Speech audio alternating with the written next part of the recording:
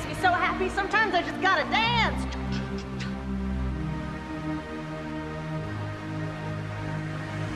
Fantastic.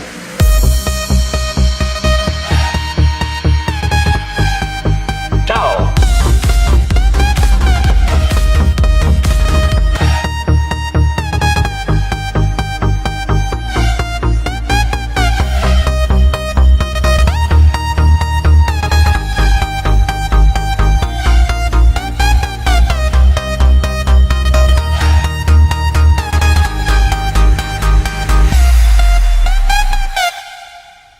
Ciao.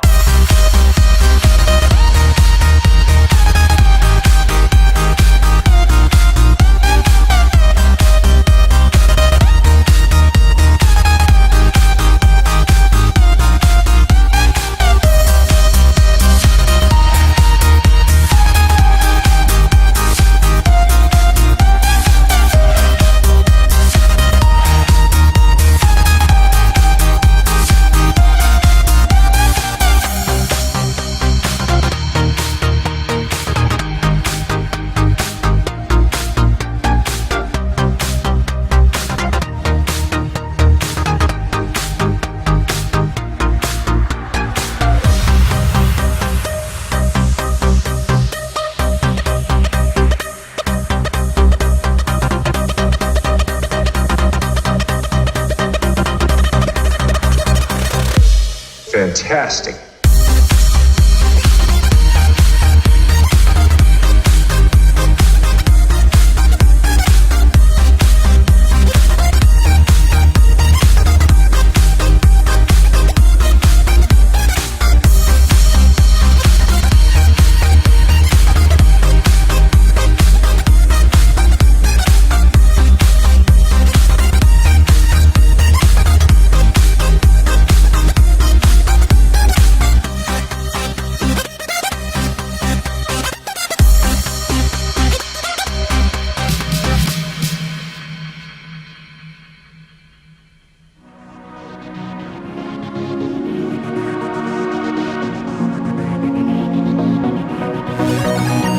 Trying to hold us off, and that just is probably going to be going down that one Colossi, and there's the ridiculously lagging GG!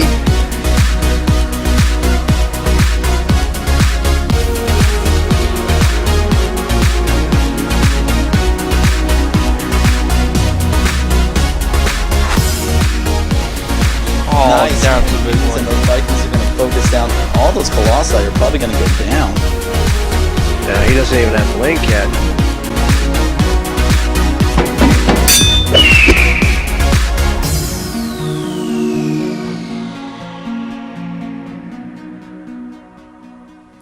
Welcome everyone, and welcome to the ISTL, the Indie StarCraft Team League. I am Vindicare, and with me is my guest caster for today, Impressive Play's very own Ajax. Ajax, why don't you take a moment to introduce yourself to everybody?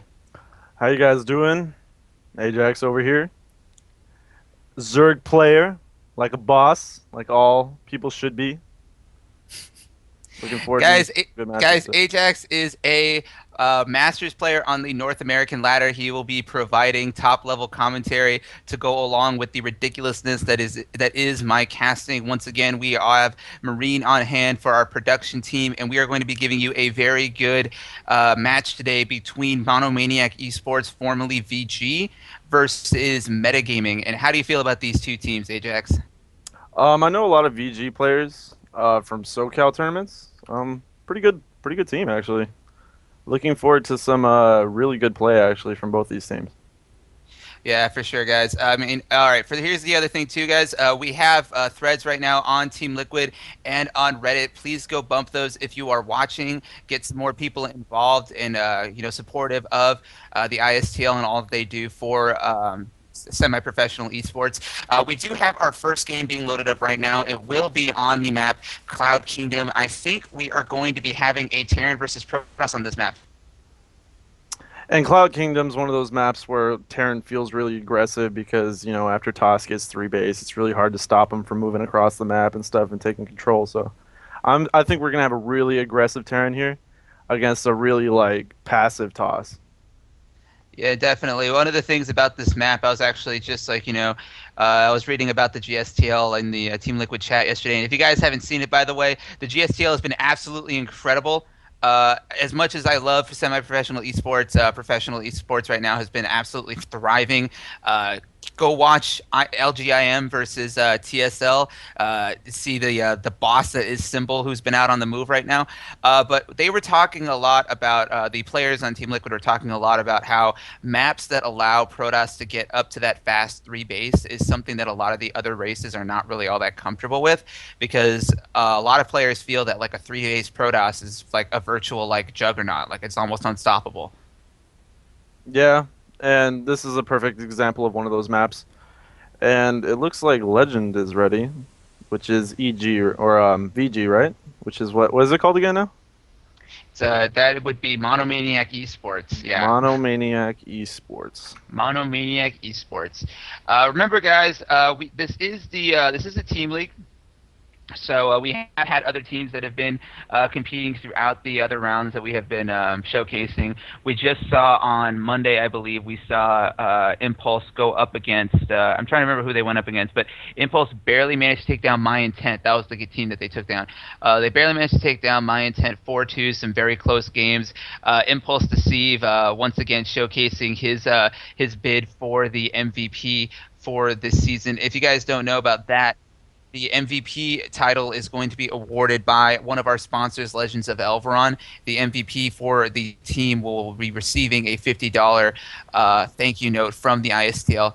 But I think we are going to be going into our first game right now. The loading screen is just coming up. Once again, I am Vindicare, and with me is Ajax. We are going to be showing you a Terran versus Protoss first on the map Cloud Kingdom between the two teams, Monomaniac Esports and Metagaming.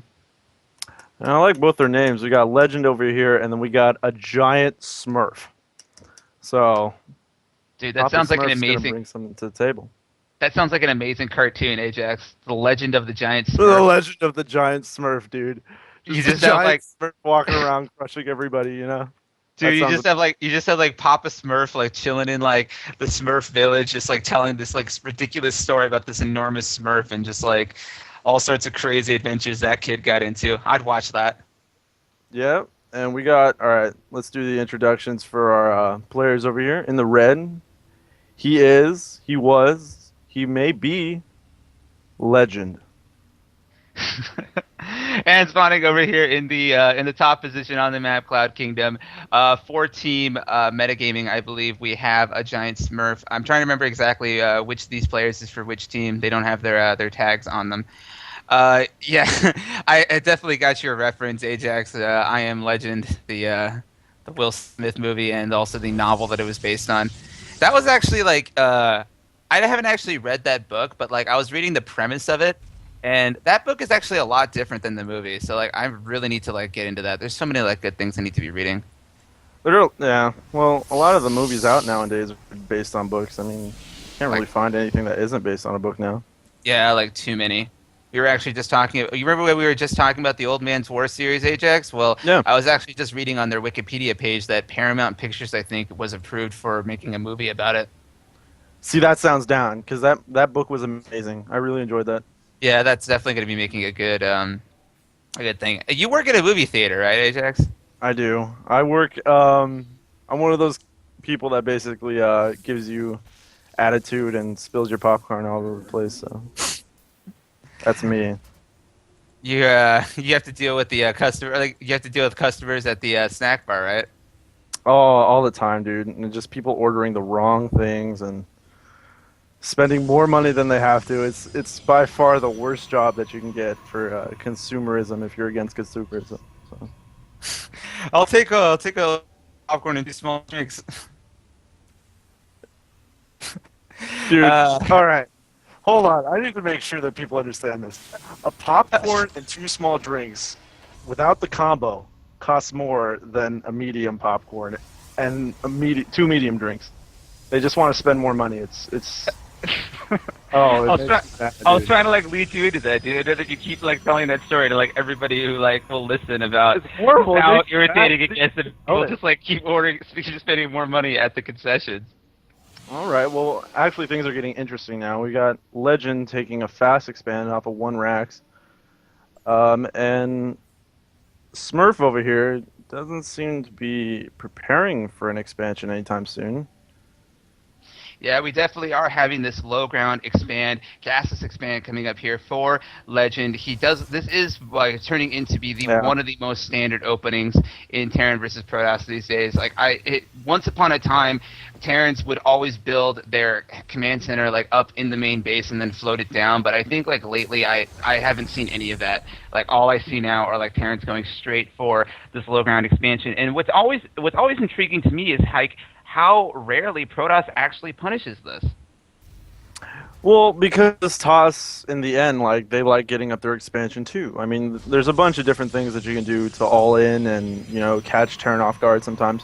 But lately, a lot of Terran have been getting really good at stopping the early 4-gate or even after that, like the 6-gate timing off of 2-base, or the Immortal Bust.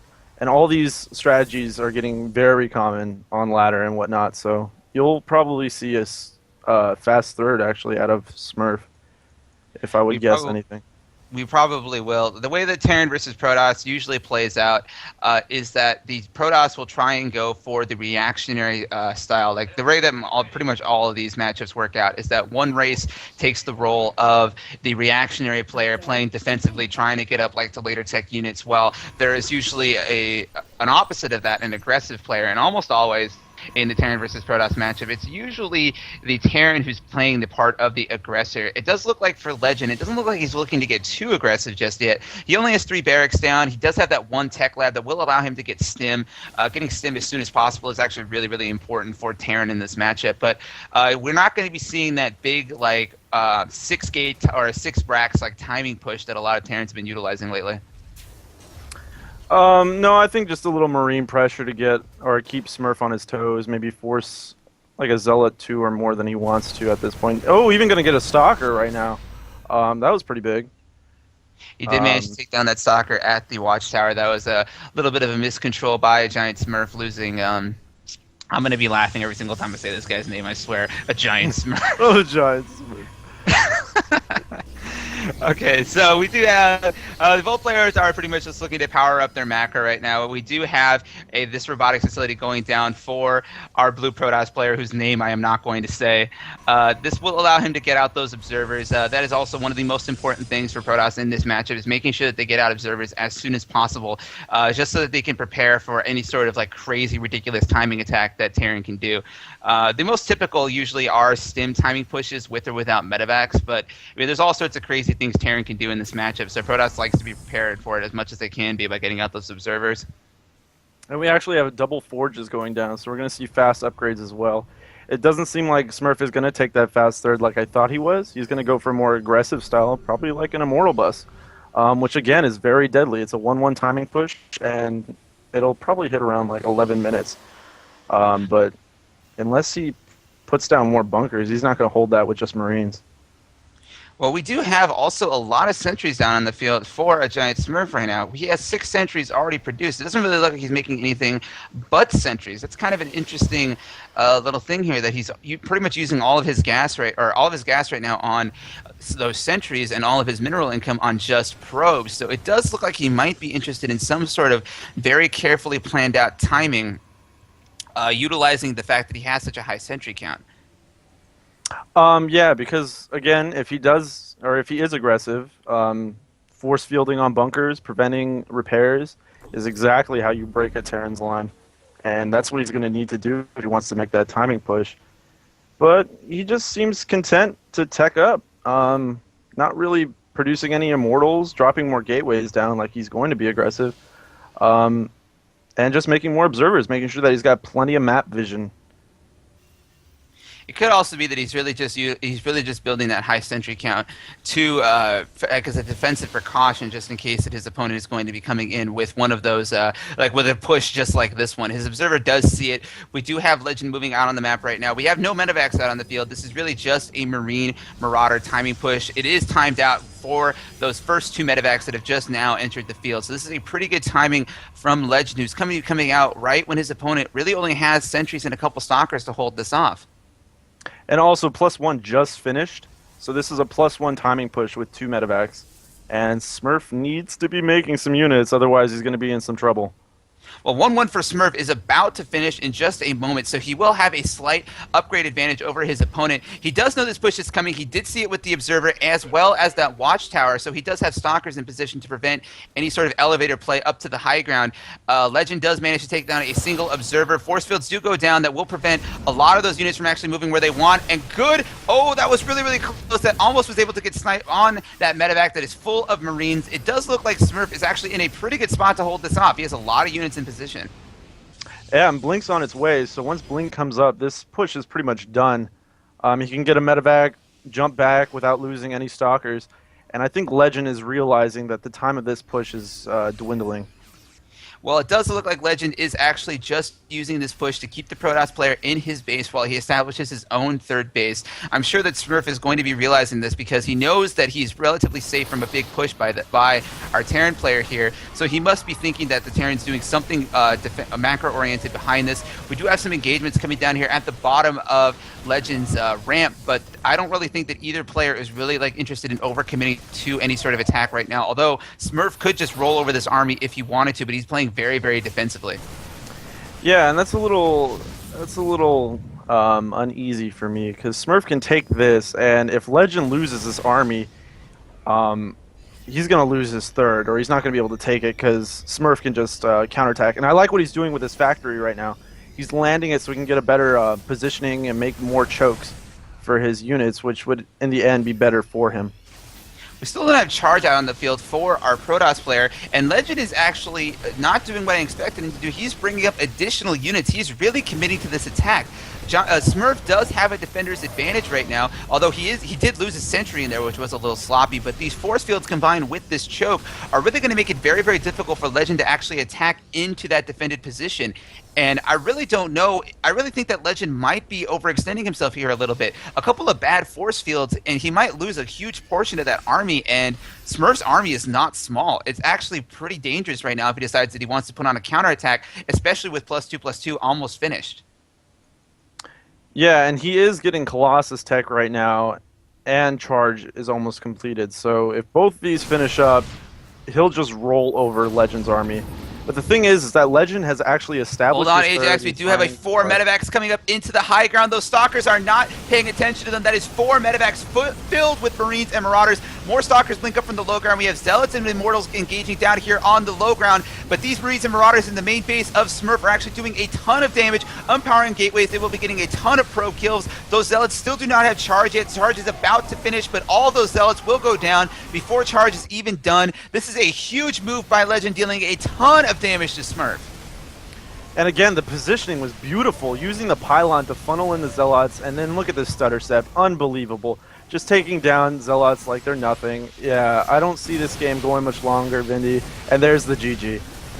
Really decisive decision by Legend to go for that big drop.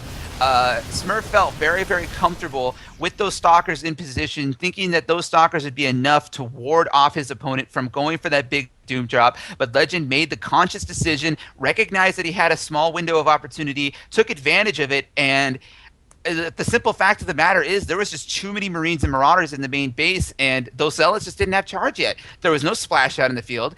Like he needed charge to finish if he was going to hold that attack off, and I mean, the timing was just too perfect. Like, he came in right before charge finished, and there was really nothing that his opponent could do about that. And the thing is, what was beautiful about that, Ajax, you were just talking about it. 2-2 was about to finish. His robotic support bay was about to finish. Had that attack not done damage when it did, I really think that the game would have flipped pretty easily, seeing as how the supply for both players was so high, and all of those upgrades are about to kick in all at once. And again, it goes back to the to what I said before even the match began. The map is very favored towards Toss late game once they get that third. So Legend, again, prevented him from getting that third, put a lot of pressure, and then pushed before Smurf could get up any substantial tech and walk over his army, yeah. Well, for right now, guys, the legend of the Giant Smurf is over. Legend taking down a Giant Smurf 1-0, putting up his team 1-0 in this best of 7. This is a King of the Hill style format for those of you who are just joining us and are new to the ISTL. What that means is that both players will send out as many players as they can in the first team to 4 1-versus-1 wins. Winner stays, loser goes. Will advance to the next round. We are actually getting up into a little bit of the later rounds of this tournament. We have 2 groups. I believe that this is Group B. I think it's Group B. We have the top 2 teams from each of those groups will advance to a semifinal and final round, where the prize money for this tournament, which is actually $185 for first place, pays out all the way to third place. So a lot is actually on the line right here, but most importantly, it's really just about the exposure. I mean, these are semi-professional teams. They're trying to break out into the scene, give their players a lot of credit. I know that you have a lot of experience with that, Ajax, because you're also on in Team Impressive Play, correct? Yeah, and we're just making our team, trying to get out there. Everybody's trying to do it, trying to be one with the herd, I guess. Yeah. Yeah, I just actually saw recently the open bracket list for MLG Anaheim, and there are actually players that were seated up there that were seated above even Korean players because of their previous performances at previous MLGs. I think if you, I'm actually going to put a link for you to put in the chat. I actually think that you've played against quite a few of these players yourself too. I know that Check Six Mystic was up there, as well as a few other players. And just like, I mean, the thing is, there are so many good players competing on the North American ladder, and not a lot of them really have a lot of exposure. And this is one of the reasons why the ISTL is such a good thing for esports, especially in the North American on the North American ladder. Yeah, and again, SoCal, kind of bustling esports scene. We get a lot of professionals down here, and it's actually really cool that I get to see most of these people in person, and even compete against them or watch them play. So all those, I know I've seen quite a few players actually. All the GMs that you see, I've seen about half of them, because SoCal is that big in esports that most of the GMs that we have are in SoCal. Yeah, both of us guys are from Southern California. It is awesome out here. I will hype up this location until the day I die. We have a really good esports scene down here. There's a lot of really good LAN events that both Ajax and I have actually attended. I wanted to actually take a moment to ask you, how do you feel about the differences between LAN events and online events? What do you think about them? Online events, again, are you don't really... I feel like people would perform better at LAN events, because sure, you got your team behind you, metaphorically speaking, when you're online, but when you're at an event with everybody there, I feel like you play better. You you throw a little flash into your games just to impress the rest of your team, and I feel it's just a better community thing. Well, Ajax, we do have the next game actually on the way. We have Legend once again coming out for Team Metagaming, I think, and we have... I know, that's why I'm saying we're trying to get you into the game right now, so if you would actually accept the invite so we can actually get this started. Once again, guys, we do have threads up right now on Team Liquid and on Reddit. Please go bump those if you guys are watching right now. Give the ISTL a little bit more exposure. We do have our next 2 players actually ready. It will be a Terran versus Zerg on GSL Daybreak. This is actually my favorite matchup to observe and to cast on my favorite map, actually. I love GSL Daybreak for this matchup.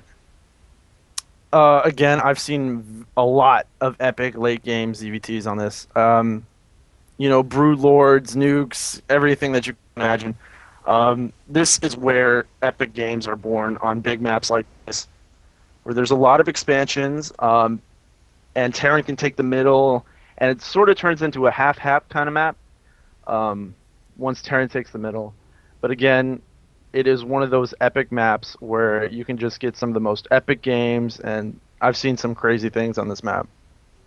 Yeah, we have already seen a lot of really good Terran versus Zerg so far in the ISTL. Let's see how this match lives up to it. We do have Game 2 coming up between Team Monomaniac Esports versus Team Metagaming. It will be Legend versus Sane on the map GSL Daybreak. Let's get into this. This is the ISTL with Vindicare and Ajax. And hopefully we have a good match. I mean, I'm looking forward to these guys. I know I've seen Sane play before.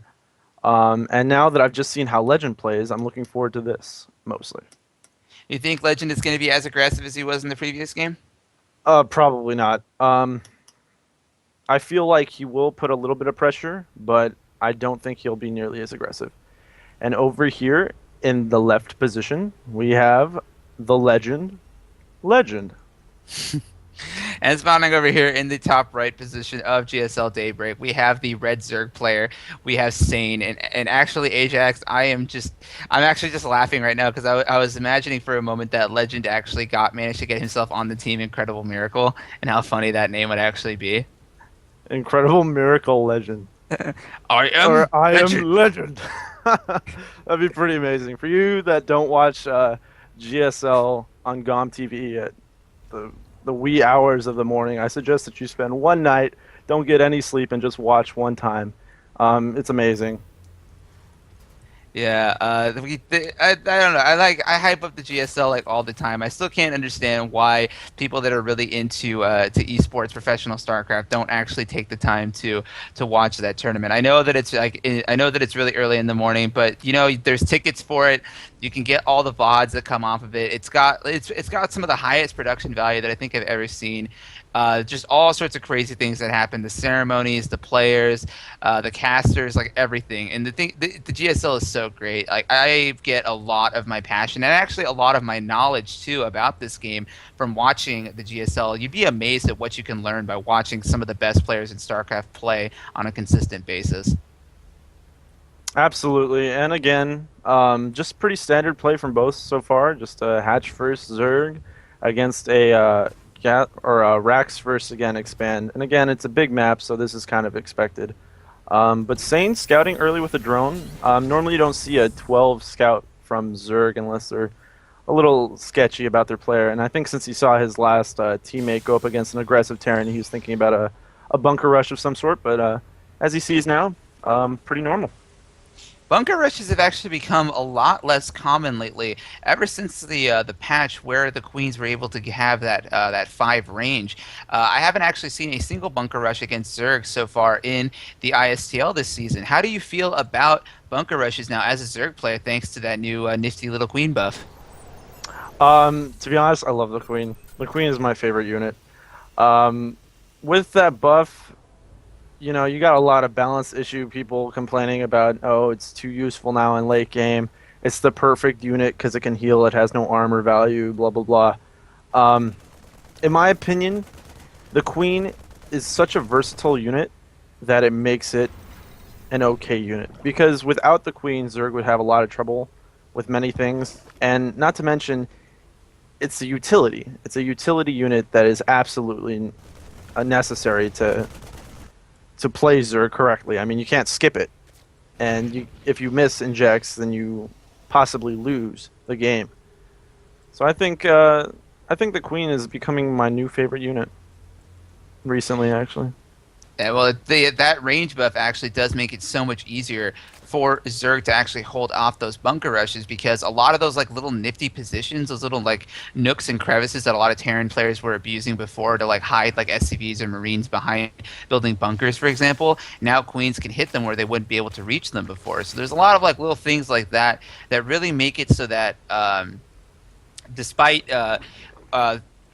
basically, it makes it so much more difficult for Terrans to execute those kinds of rushes. And so, I mean, there are a lot of players that don't really feel like that's fair or whatnot, but I know there's a lot of players out there too that are just equally as like, adamant about like, well, those rushes were too strong before, and like now you kind of have to play a little bit more honestly like in the early game. So, but the one thing that I don't think anybody can really argue is that change did have a huge impact on how this game is played, especially in the early game. We have a third command center going down for Legend right now, and he's going Reactor Hellion a little bit later, but again, it works to the same purpose, preventing creep spread. and denying map control, which is nice. And a starport going down as well, so somewhat of a 1-1-1, I guess, build. But I'm not sure if we're going to see him go mech or bio here. What do you think, Vindy? A lot of the times that I've been seeing, actually, I was just watching a few custom games earlier, and a lot of Terrans are favoring this build. Minus the command center. This is actually a little bit of a variation from what I've usually been seeing. But I have been seeing a lot of this 1-Rax command center on the low ground into reactor Hellions, into starport, into Banshee. The purpose of it is actually pretty straightforward. The presence of these Hellions and these Banshees out on the map are not so much there for causing damage to the Zerg so much as they are for map control. Banshees and Hellions are very, very mobile. They do a great job of denying creep spread, and so long as those units are out on the map, Zerg cannot take this early third. Now, the one thing is that, like, whenever a Protoss player, for example, goes for a Forge Fast Expand or a really early Nexus, Zerg feels very, very comfortable just going straight for the third, especially on this map. But against Terran with these highly mobile Hellions and these Banshees, they can't really do that. They have to sit on 2 base for at least a little while, tech up, get their creep spread going, build enough queens to actually hold themselves off, and the Terran behind this is just free to make workers. Absolutely, and this is a very good build into mech. I've played the Korean server quite often, and you actually see a build similar to this, because you take a fast third, and with the Banshee and Hellions out, you prevent the Zerg from moving out, basically. And it becomes a very, very scary push to handle later, because it pushes around 15 minutes, and you have a nearly maxed Terran at that point, because they're macro. And I'm just looking to see if Legends macro can keep up with the strategy that he's actually trying to pull, or not, because now he's going bio, and I'm completely wrong. This is usually what I see coming out of this matchup. A lot of Terrans, especially at this level, I haven't really been utilizing mech a lot. I mean, there could be a lot of different reasons for it, but the common follow-up I've been seeing so far has been that you get these Hellions out and you do exactly what Legend is doing right here. Legend is sending the Banshee up to the main base, drawing a lot of units, and the Queens especially, up to that portion of the map. Meanwhile, he has the Hellions down here acting at this third base, and without Queen support, because the Queens have to deal with the Banshee, these Hellions are really just able to do whatever they want to these Zerglings as long as Legend's control is okay. Some Banelings do actually collide, though. They do hit a few of those Hellions, but these Hellions are really just drawing a lot of the attention away while the Banshee continues to do damage, but the Banshee actually does go down thanks to the combined effort of that Spore Crawler and that Queen, so this aggression is over. All the Hellions are dead, all of the Banshees are dead, and the total damage done is actually 11 workers killed for Legend. He has a second Banshee in the base continuing to do damage, so this is actually working out pretty well for Legend, especially considering that he has that third command center already, pumping additional mule economy into his own economy right now. And I'm actually surprised he didn't put down the third already. He had plenty of Hellions. He could have kept up production for Hellions. And right now, Sane doesn't really have any aggression besides these Lings. So, again, just a little bit slow, I think, on taking that third is going to hurt him in the long run right now. I think at this point he's really gearing up for a very, very powerful 2-base timing attack. He has a lot of excess mineral income. His mineral income right now is up to 2,100 thanks to the fact that he has those triple orbitals. He's going to be able to make a ton of Marines, and it looks like he wants to go for a very, very big Marine timing push, and the fact that his opponent is actually going muted behind this is really, really good for Legend, because these mutas are great in like the long run for helping to maintain map control, but if Legend goes for a really big Marine timing push, he doesn't really have Infestors out on the field, and with really good control, he could do a lot of damage to his opponent. And now we see +1 missiles coming from Sane, so I'm not sure what Sane's actually going to go for right now. The +1 would help with Roaches, Infestitarian, and Hydralisks, and even the Queens, but I doubt that's what he's going to be going for. And the third now just coming down for Legend, moving it over, taking a little bit more of the map, getting his own watchtower, preparing to make this a later game. Yeah, so it does actually turn out to be that Legend is going for a third base. He's not going to go for a big timing push. But meanwhile that he's doing this, Sane does know full well that Legend is going for that that third base location, and is establishing a fourth base down here in the bottom right. But these Banshees are very quick to scout it. But now there's Mutalisk on the map, Ajax. These Banshees are being scouted by that Overseer. These Banshees are not going to be able to get away. Overlord speed has been researched, so this Overlord's going to have no problem keeping up with those Banshees, and the Banshees do go down. Map control at this point, air dominance has been taken by the Zerg player, and with these Mutalisks out on the map, it's going to make it very difficult for Legend, to go for any kind of drop plays. Really going to have to play this very straight up from here. But I like how Legend's playing. He's positioning his Marines ready for any Mutalisk attacks. He's got a lot of Marines, actually. Let's see how many Marines he actually has. He's got 63 Marines, and when you have 63 Marines, pretty much everything melts except for, well, actually everything melts. With 63 Marines, he can actually make a very powerful push right now, and the timing before any Infestors are out, and with only a few Banelings and Lings, I don't think Legend realizes, oh, now he's moving out. Here he goes. That is a lot of Marines in that army, Ajax. That is 72 Marines now out on the field for Legend at this point. He only has 3 medevacs right now, so Sane would actually be very... If Sane was actually realizing what was going on here, he would be very wise to snipe those medevacs with Queens or Mutalisks, but a few Mutalisks do go down very, very early. These Banelings are being morphed over here in the top center position, away from where this army is actually moving. It looks like Sane wants to get a good surround on this army with Banelings and try and blow it up all at once, but with good control, this looks like a really good timing for Legend to do a lot of damage to his Zerg opponent. He will definitely be getting this hatchery. Will he be able to get the third or the natural? That's all going to come down to when Sane decides to move into that army. And yeah, Sane doing the right thing, giving up the hatchery, knowing that he can't attack that army head on. Now just looking to position and trap this army, because if he kills it effectively, there's almost no way that Legend will be able to hold at his main base.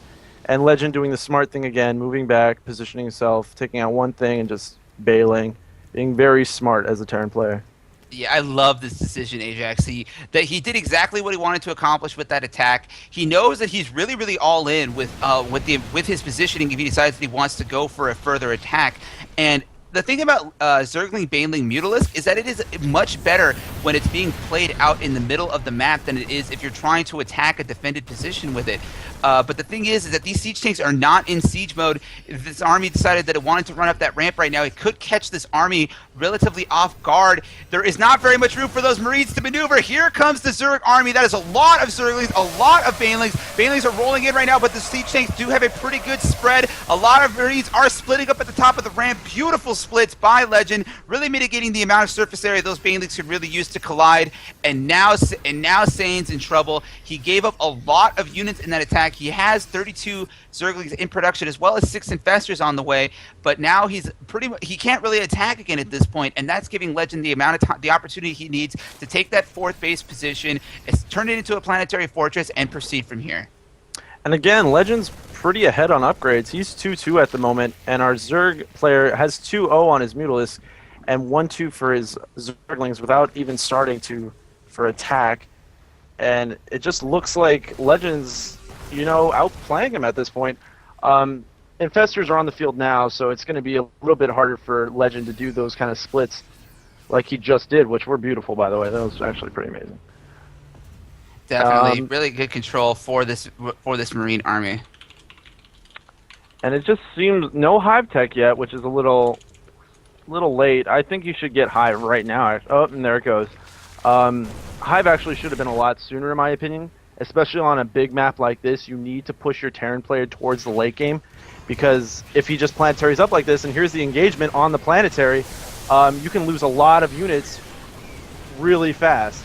And here comes Legend's army back, splitting up his units preemptively. Ooh, taking a little bit big Baneling hit, but he gets the planetary and is now backing off. Yeah, that was a really good decision by Sane.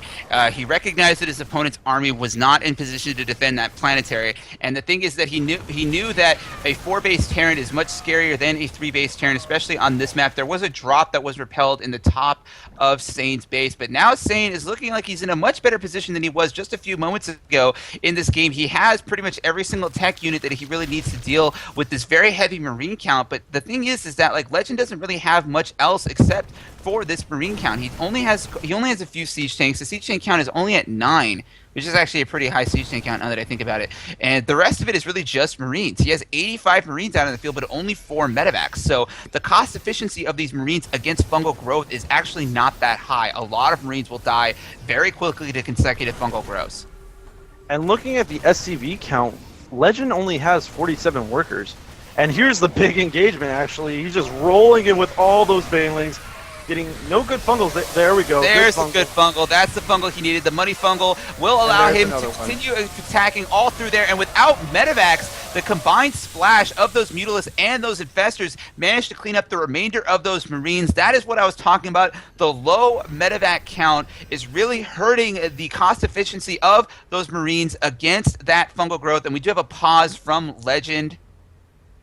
And I wonder what Legend's thinking right now, because I think he's pretty dead in water at this point. He lost his entire army, only has 47 workers, and no bank against a Zerg who's got 86 workers, 5 bases, and, a little bit bank, So I don't see him getting very much further in this game. We have the Ultralisk Cavern actually going down for Sane, as well as Adrenal Glands, plus 2 melee attacks and plus 3 Zerg ground Carapace, as well as a Greater Spire now. So Sane is recognizing the position that he is in. He is getting further ahead of his opponent, both in economy and in tech. I think you're right, Ajax. This position that Legend is in right now is actually very bad. That engagement was such a critical engagement. He lost his entire army. His bank is very small. Because of that early 3 orbital, his main and his natural are virtually completely mined out at this point. He needs a 4th base, but how is he going to secure a 4th base when his opponent's army is so much bigger than his? He's doing the right thing by taking that center position, because if you planetary there, you basically defend almost all the points of attack. But again, with his army so small, and look, just walking around and the now edge it's of the out map. of position again. Sane is catching Legend once again out of position, but this time he's going for the 3rd base. He can't afford to lose that 3rd base. He doesn't have the economy really to replace it. A lot of SCVs could go down, but he can't. But Sane can't really be too reckless with his army either. He doesn't lose the command center, but he does lose quite a bit of SCVs at the cost of virtually nothing for Sane, except for Larva. Basically, it was just Lings. Just macroing up behind it. Legend's in a pretty tough pickle here. He doesn't have much, and a good fungal on some Marines right there, getting him low, making sure that all that medevac energy is spent before the big engagement again. That medevac energy is so precious right now. There are only 3 medevacs out on the field, and now we have and now it kind of looks to me like Sane was really just freeing up some supply with that run by. He has 7 Ultralisks in production right now. Chitinous plating and plus 3 Carapace are about to finish in just a moment, so those will be the 6 armor upgrade Ultralisks that are so deadly against Marines. And honestly, without a higher medevac count, without Marauders, I really don't think that Legend can hold this attack. But here we go. Those Ultralisks are going into the front. That is a very narrow choke. Those Ultras are not able to actually maneuver all that well, but it doesn't really matter. There's just too many Zerg units. The fungals are too good. The splash damage is too heavy. Legend is down to 86 supply against 186 of Sane. He can't hold the remainder of this army. The 76, 102 Zerg in production right now. 102 Zerglings are in production right now. Those will be what Sane needs to actually finish off his opponent. There's the GG. Good game by Sane and Legend, tying the series up 1-1. This is the Indie StarCraft Team League. That was a great game between those 2 players. That was actually very impressive. That middle engagement, if Legend would have positioned his tanks a little bit better and maybe focus fired down the banelings, if he would have won that engagement, not even won, but traded more efficiently and taken the 4th base behind it, I think that would have been fantastic. But again, this game is a game of seconds. Unbelievable how close these games could actually be. But just because, one clutch fungal, gets all the Marines, Banelings connect, GG. There's no recovering from that point on. Yeah, that's the one thing about Zerg versus Terran, especially when utilizing the Ling Bling Muta style, is that it is such a volatile style. If those Banelings connect, the Terran is pretty much screwed. But if the Banelings don't connect and the Terran has really good Marine micro or siege tank focus firing, the battle goes completely the other way. And both times, the amount of damage that can be caused in both cases is so high. The battles can really, really go either way in like mere moments. You said it perfectly. It's a game of seconds. That's why I think a lot of Zerg players at this point are more comfortable with that very heavy Infestor play because it's a lot more predictable. Absolutely, and I feel like the Infestor play had its moment, but I feel like a lot more Zerg are going back to Ling Bling Muta, just because you can't be as aggressive against the Ling Bling Muta style, and if you are an aggressive Terran against that style, you have to have impeccable micro and insane macro behind it. Because if you aren't macroing perfectly behind your aggression against Ling Bling Muta, you're going to get your army rolled over. You're not going to have enough production. It's really hard to expand against that. And not to mention, it's just mutas. When a Zerg has mutas, you are scared as a Terran player. Unless you have, again, 60-something odd Marines, you can't move out like that. And he did that, but then again, getting the Infestors at that clutch moment, catching all those Marines, it's game changers. The one thing I really like about the way that Sane played that too is that he didn't do what a lot of Zergs catch themselves doing when they go for that style. He didn't overcommit to Mutalisks. Mutalisks are such a heavy gas investment that if you are constantly producing Mutalisks in very high numbers, it really cuts into what you can put on the field in terms of splash damage and anti-marine countermeasures. Marines shred Mutalisks if they catch them out of position or if they catch them at a bad timing. And because you have so much gas tied up in them, if you lose a good chunk of your mutas and you have no splash on the field, that could be it. So I like that Sane only had just enough out on the field to deny those Banshees, deny those Hellions, cause some economic damage when he needed to, snipe some siege tanks, but he didn't overcommit. That allowed him to tech up to Hive, constantly have a good number of Banelings out on the field, as well as get those Infestors out. And I really think those Infestors were the game changer. Like pretty much all of Legends' strategy up until that point was dealing with Banelings. He didn't really have an answer for fungal growth. He needed more medevacs than that. He just didn't have them. I think he needed a few Thors in the mix because Thors not only provide what the factory did in that TVP, which provides like a choke point, but it also can suck up so many Baneling hits and just make Lings go wacky. Once Lings hit a Thor, the surface area is so much bigger on a Thor, and even Marauders, if you would have mixed in a few Marauders, it just makes the Lings pile up on each other and makes Siege Tanks so much more effective against that.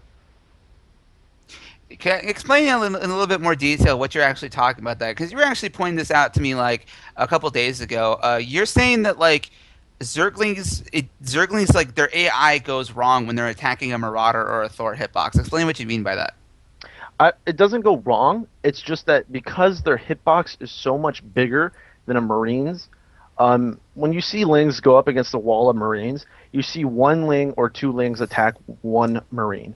When you see Lings going up against Marauders, you'll literally have 6 Lings trying to hit the same Marauder because they're trying to get around it, but they can't get around it because Marines are on every side of it or whatever, and it just bugs out the AI, so you'll constantly have Lings dashing back and forth trying to get in between the gaps between the Marines and the Marauders, and that just ends up making Lings so much more cost inefficient.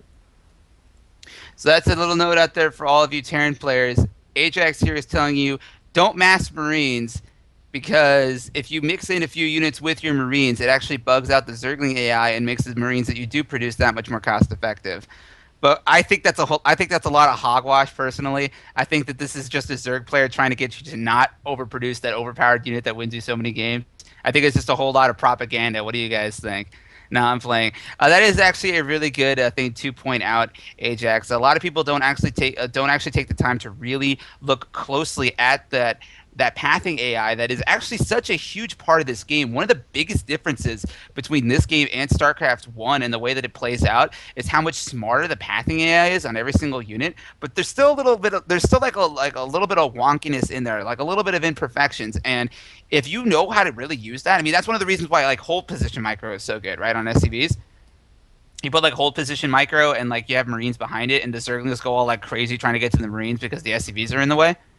Like little things like that, I think as the game goes on, and like, you know, Brood War was out for like 10 years. I think by the time this game is like on its 10th birthday, I think all the players will have all that stuff figured out, and you'll see all sorts of like weird pathing abuses going on at the professional level. But we do have our next game coming up.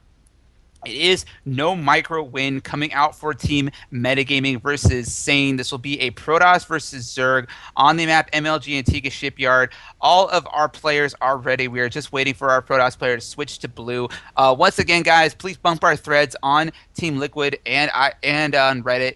Give a little bit more exposure to the ISTL. Once again, if you are just joining us, I am Vindicare, and with me is IP's Ajax. We are bringing you the match between Monomaniac Esports and Team Metagaming. This is the Indie StarCraft Team League. We're going to be getting into Game 3 in just a moment. Ajax, I am so glad that you're here with me today. I'm actually looking forward to Sane's ZVP. Sorry about cutting you off. I'm kind of like jumping around. Because ZVP is such a diverse matchup. The TOS, not so much, but from the Zerg standpoint, you have so many different styles that you can play against the Protoss, and I don't remember what Sane's style is, and it's just fantastic. I want to see what it is after last game. And over here in the top right position, we have no longer the legend, but instead we have a no micro win, so maybe a macro toss? I don't know. Let's see if that's even possible. And spawning over here in the bottom left position, we have the red Zerg player evening up the series for his team right now. We have Sane, and that's actually really funny that you bring that up, Ajax, because it's virtually like impossible to win with Protoss if you're not microing at all. So I'm wondering how that's actually going to work out for our Protoss player. And a standard Forge Fast Expand, it looks like. Doesn't seem like too much different out of standard. Just a normal game on Antigua, guys. You know, the one Looking thing I actually really don't like Forge Fast Expanding on this map. I know a lot of Protosses were complaining about this early on, and then like they pretty much like, you know, sucked it up and started dealing with it anyway and just kept Forge Fast Expanding anyway. I really don't like this map for Forge Fast Expands. I like to Gateway Expand on this map when I get Protoss. For those of you that don't know, I'm a random player. I don't like using Forge Fast Expands on this map. Like too often, like whenever I do it, Zerg just goes for very aggressive Roach Link timings, and even if they don't, this choke is so hard to hold in the mid game against like Roach timing pushes, Roach Hydralisk timing pushes, Roach Infestor timing pushes. I really think that like on this map, a gateway expand is really preferable, but like Protoss players are just so adamant going for that Naniwa like philosophy of Forge Fast Expand or die. And I don't even think it's going to be a Forge expand. I think it's just going to be a straight Nexus expand. Very comfortable with this matchup, it looks like. Very comfortable with this map, it looks like.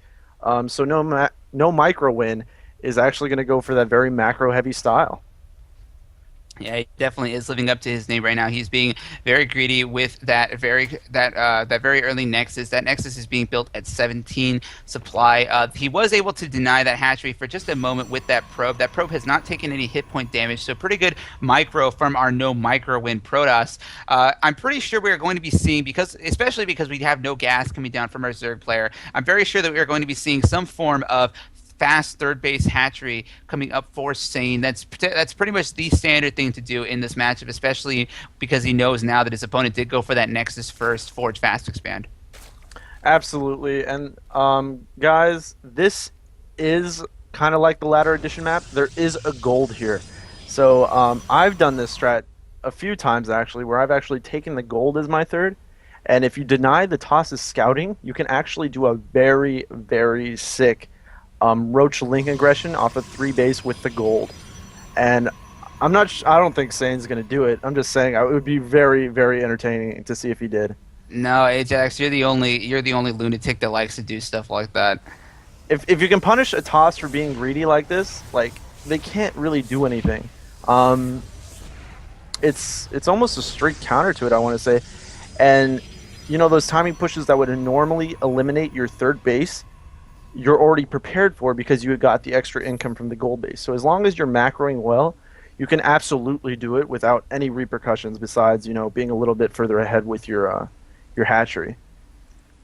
Ajax, you're gonna need to put some replays of you doing that sort of crazy stuff. I know that like I've seen you do that sort of thing before, so I know what you're talking about. But I know that we have like a lot of players that don't necessarily believe you. They're like, "What? Fast expanded the gold? That's gimmicky. That's cheesy." I really think that like if you like posted some like replay or something like in the chat or maybe on Team Impulse's website, then you might be able to back up a little bit of what you're saying right there. Because I definitely agree with you. I totally agree with you. Zerg never does that. They never expand straight for the gold base. And the thing is, on so many of these maps, like especially on this map too, and if you're in cross spots like this, it's so much. It is like really hard for Protoss to actually punish that with a conventional timing push because you have such a ridiculous economy by the time that hits that like you're able to hold it off. And there's no difference really from expanding at your third base to the actual gold. There's a little distance, but besides that, nothing really. And even now, Sane's got position. I mean, he's got map control. Outside of his own base, the Toss really has no idea what's going on. He's just playing standard to what he knows. And if he actually took the gold, he'd be, you know, scot-free. He'd get away with it without any repercussions. Well, this is Ajax and Vindicare feeding you some propaganda to break the metagame. We are advocating expanding to the gold mineral base, going for gateway expands, all sorts of things that our toasters would be very, very upset about. That this is the Indie StarCraft Team League. We can get away with this because this is semi-professional esports, but I definitely understand where you're going with that, Ajax. But for our Zerg player, we do have a Roachborn as well as both of his gases being taken at his main base. Those are actually pretty late gases now. He's throwing up 2 additional extractors, and he's up to 54 drones already. We are at 7 minutes and 37 seconds in. A lot more drones are going to be going up, so he will be getting up to that money count of 70 drones very, very quickly. I really like what he's doing with this right now. The question it's going to come down to is our Protoss player going to be able to pull off the timing push that he needs to punish this economy, because once that 3-base economy is established for our Zerg player, he can do so many aggressive things with it. And it looks like our Toss player is somewhat cutting probes right now, so it does look like he's going to go for a timing push, but with that third up, I think he might be able to hold it. The only problem is he doesn't have any spines, but he's already got a roach worn down. He's making spores because he does feel like his spider senses are tingling. He does feel something's coming, and I feel without spine crawlers, Sane's not going to be able to hold this that well. He might even lose his third, or even, you know, lose the game because of this immortal timing push. This is a very scary timing push. It's +1, so immortal's what, 3-shot roaches. And Sane's now just moving across the map, trying to see what his opponent's doing. But I feel like he should have had more intel by this point. He doesn't even know that the robo's down. He's basically blind guessing. He has no intel at all. He did try to go for some Overlord scouts, but No Microwin has been very diligent in making sure that all those Overlords get at the absolute minimum scouting position. He does have his robotics facility in actually a pretty good location that's very difficult for Zerg to scout.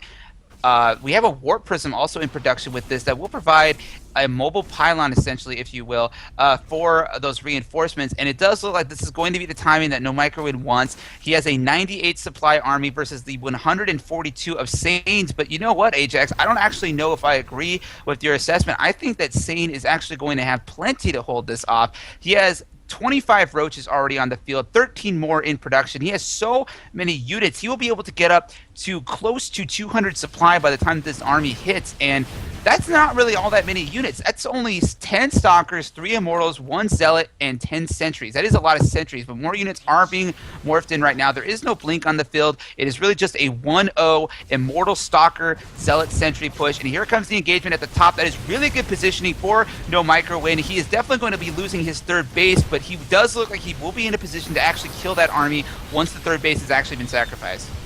And here's the beauty behind the strategy. Even as you said, he didn't have that many units moving out.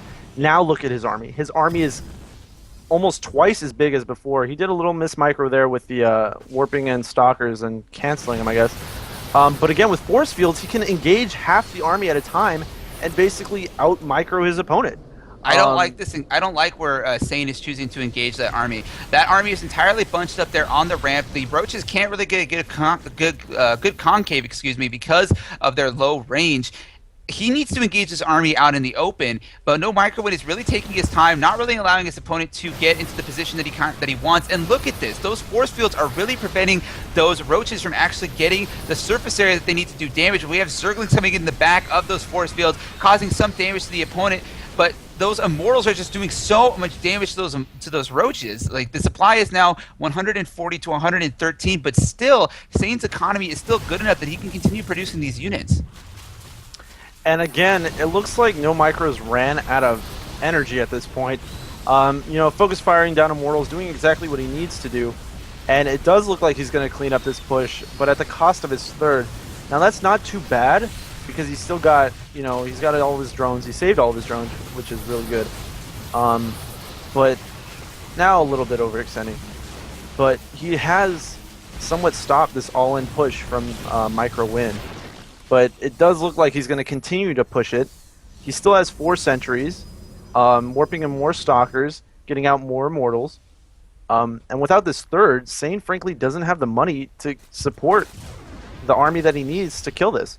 Yeah, Sane needs to back off at this point. He did what he needed to do. He did manage to destroy all of the immortals in that army. So really that army has been reduced to nothing but stalkers and sentries. No Microwin is doing a good job of also taking this his third base. I really think that Sane should just go for his 4th base right now. They're really no Microwin is not really in a position where he can really kill his opponent. His opponent just has too much production, and as good as Protoss units are, he needs immortals to deal with that roach count. And with only 1 immortal in that army, if Sane catches that army out in the open, he will just be able to crush it, I think. I don't really think that, especially with only a few sentries left in that army with very little force field energy. This is what I'm talking about. It's the kind of engagement that Sane needs right now. But his army is actually somewhat scattered and divided, and it's being carved up by force fields on those ramps.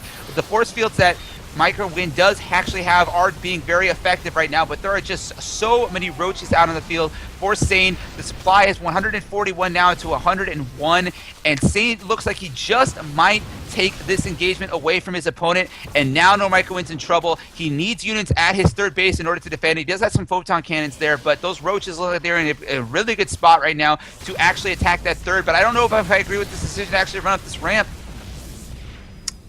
And I don't even think he knows about the 3rd. I don't think he even thinks that the toss has it, because he's been so aggressive. He's just going to keep pushing this. And now with his 3rd up, he can continue this aggression. And with no Microwin not even saturated at his 3rd yet, I'm not sure how much longer he will actually be able to hold this if Sane continues to push this. A little bit of Zealot aggression in the main base, but Sane catching it early, retreating, not doing too much damage. A few drones go down. Yeah, though I do like that No Microwin is continuing to utilize this Warp Prism. He's really trying to get the most out of all of his units that he can, and really at this point, he's just trying to hold Sane off from actually going for a really big timing attack. He's trying to get that 3rd base economy up so he can go for some higher tech units. This is a lot of roaches now charging the main ramp of No Microwin. He's got troops on both sides, but does he have enough to actually defend both bases? Those immortals cannot leave the safety of the high ground. Those force fields are going to prevent all those immortals from actually making it down to the low ground. These roaches are going to move into the 3rd base. That is enough units for Sane to actually snipe that Nexus if he wants to. No Microwin is definitely going to lose that Nexus, but will Sane lose all of his roaches in the process? That is really going to be a big determining factor in this game, but that Nexus does go down. No Microwin is fleeing back to the security of that ramp. Sane can't really attack up that ramp. There's too many force fields, but those roaches are going to go for it anyway. Immortals are continuing to rain down damage on all of those roaches. I really think that Sane is overextending himself with this continued aggression. And even in his May base, No Microwin did a few Zealot drops, killed off both the Queens, so now the production is way down for Sane. If he does lose a good portion of his army, he won't be able to replenish it, and that could be very bad if he doesn't trade effectively. Definitely. Sane is only still on 2 mining bases. He doesn't really have all that many drones at his 3rd base either. And he He is catches the entire army, and it doesn't look like he's going to be able to get out of that one. And That was a this really might good catch actually for be Sane. GG, yeah. Yeah, that was a really good catch for Sane. Sane just caught all those Immortals back there. He does happen to save 2 of them, but he loses all those Stalkers, and again prevents the third from even going up. And right now, No Micro Win's economy is pretty much bankrupt. He's got no bank left. He's losing the 2 Immortals that he had. And yeah, both Immortals go down, and really he doesn't have the money to keep up this kind of a pressure. Yeah, Sane is in such a dominating position at this point. He could start triple expanding right now for all he wants. There's really no way that No Micro Win can really do any sort of counterattack. He doesn't have the bank. He doesn't have the supply. Doesn't have the economy to support any more additional troops at this point. Sane, he is in a position where if he wanted to, he could charge up that ramp again, but he doesn't even need to. He could just start expanding and get so far ahead of his opponent that No Micro Win will be in an unwinnable position. And again, doubling the supply of his opponent. Sane can really do whatever he wants at this point, as long as he prevents that third from going up, which he is doing marvelously. He can't. I don't really foresee him losing this. And just getting upgrades, continuing to inject, getting more units, getting closer to that food cap. He's pretty much set on this victory.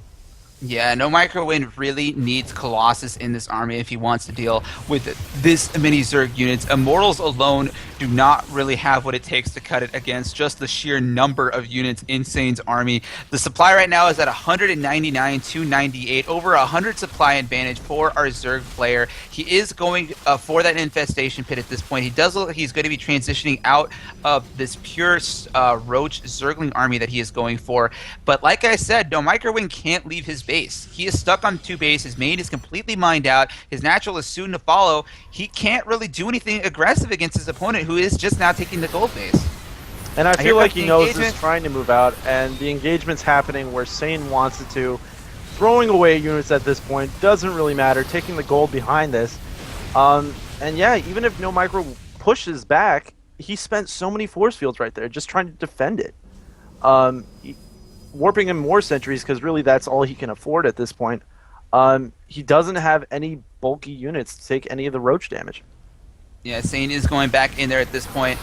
You're totally right, Ajax. At this point, he doesn't even care if he loses those units. He can replace them. He does have another base going up. His bank is actually really, really low, though, so he has to be at least somewhat careful that he doesn't throw away all of his army. But at this point, he is going to back off. He is going to return home because there are zealots actually attacking at his gold expansion. He will be able to clean those up. There is an army moving out on the field for No Micro Win, but out here in the open, I think that army is just going to be fodder for those Zerglings. That is just a huge horde of angry insects, hungry insects looking for some Protoss flesh, and there are more force fields going down, but again, they are really just delaying the inevitable. No Micro Win cannot destroy the army of Sane. When this army finally goes down, I think we will finally see a GG out of our Protoss player. And it's going to happen very shortly. Sentries going down, Immortals taking out as many as they can, but again, without that third base, without any income really, No Micro Win's dead in the water at this point. Yeah, it's just a matter of time. No Micro Win is actually doing a really good job of making this army as cost effective as he possibly can. But I mean, he's just delaying the inevitable. I mean, this is the Zerg swarm. They will just continue to keep coming. I mean, if anything else, I don't know if Protoss actually uses ammunition, but you're going to run out of ammunition before you actually kill all of the Zerg army. There's the GG. Good game. Very well played Protoss versus Zerg versus Protoss from Sane. Really demonstrating a high caliber of not only Terran versus Zerg, but Zerg versus Protoss. He's really shown that he's a very competent player in both matchups right now. I'm worried for Team metagaming at this point. Who do they have that can really take down this monster of a player? You guys didn't. I don't know if you guys were able to see it, but Sane actually wanted to go out first. He was really eager to come out and play today. It does look like he brought out his A game. He's put his team up 2-1 at this point, and now metagaming needs to figure out who they're actually going to send out to take down this Zerg player who is showing such a high level of play today. Yeah, and again, Sane just seemed to be very comfortable in these matchups. His TVZ, or his ZVT, excuse me, was very well thought out, very well timed, made sure that he got up his macro enough just to hold off and then push back with a huge army. And again, you saw it again in his ZVP. taking the fast third, holding off just long enough, and even losing his third, but still being so comfortable in the matchup that he didn't GG out like most Zergs would. He continued the macro, pushed back the army, and ended up winning the game. That's two things though that like it's twice now, 2 games in a row that we've seen from Sane where he doesn't have any he doesn't feel uncomfortable throwing away an expansion if it means that it'll actually help him in the long run. He showed no hesitation once that Protoss push actually breached up through those rocks. He just threw away the hatchery and saved all of his drones. Tried to make losing that expansion as non-damaging to him as possible. And then he was really just intent, like absolutely focused on making sure that he destroyed that army. Now, had No Microwin actually returned home with all those troops intact, as opposed to losing them in the middle like he did, it would have been a completely different story. But Sane was actually able to catch that army, destroy it, and the destruction of that Protoss army that had so many sentries and immortals in it, that was really the key determining factor in that game that allowed Sane to actually take it away. Yeah, and I thought that was just a very impressive play. I thought that was very well played out. Maybe he should play for your team, right, Ajax? Impressive play, yeah. Play. He should definitely. He's definitely proving that he is a worthy of that clan tag. So, guys, that is game 3 of our series. We do have a few more coming up after this. I think. Yeah, this is going to be a best of 7. I think we actually are going to be going to a break in just a moment. Play a little bit of music. We have a little bit of commercial for you guys. Shout out to our sponsors. We have Legends of ELVERON. They are the ones that are sponsoring our MVP for this season. Also, Maxed Out Studios. Check out Max at maxedoutstudios.com, I think is his email. And also a lot of thanks to Impulse Esports. It is because of them that the ISTL is really like taking off right now, doing so well in its 2nd season. And thank you to you guys, too. All you fans that tune in regularly, we love you guys. You guys are great. So I think we're going to be going to a quick commercial, and then we'll be right back with Game 4 of our series. See you guys then.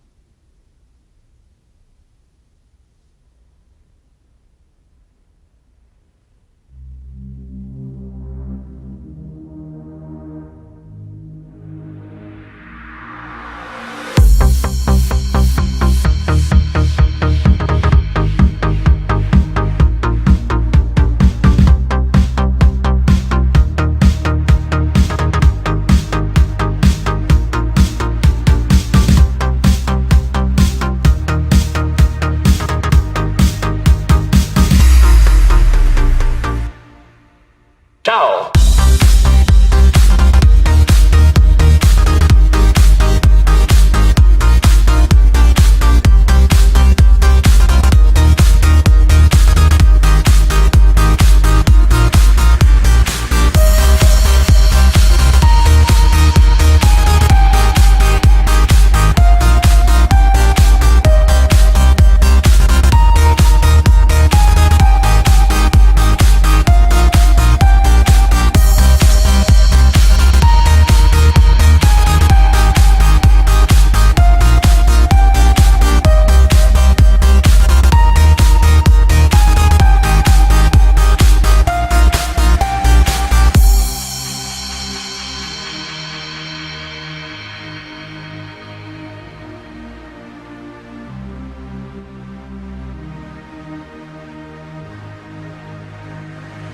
Fantastic.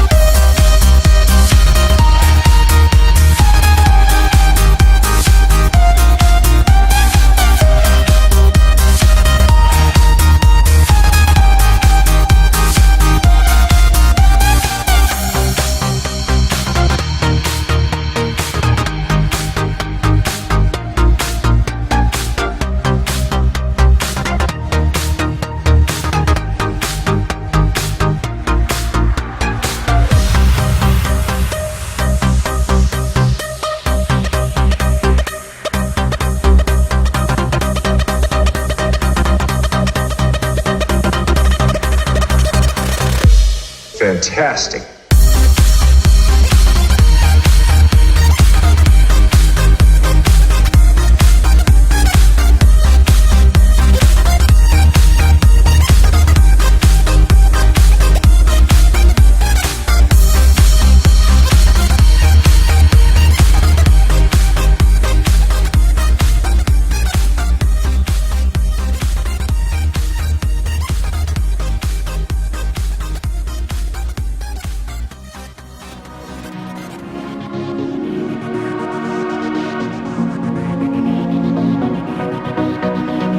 Trying to hold us off, and that just is probably going to be going down that one Colossi, and there's a ridiculously laggy GG!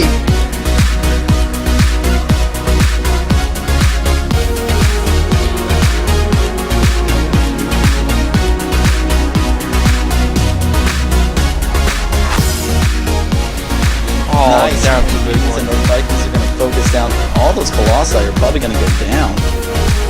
Yeah, he doesn't even have the link yet.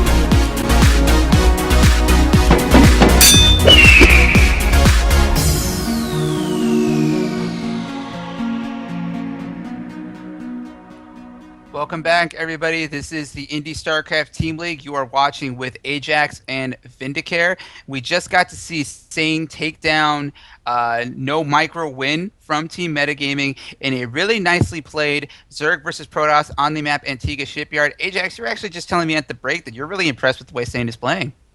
Yeah, taking down two strong players like that, holding a very hard push to hold from a Zerg standpoint.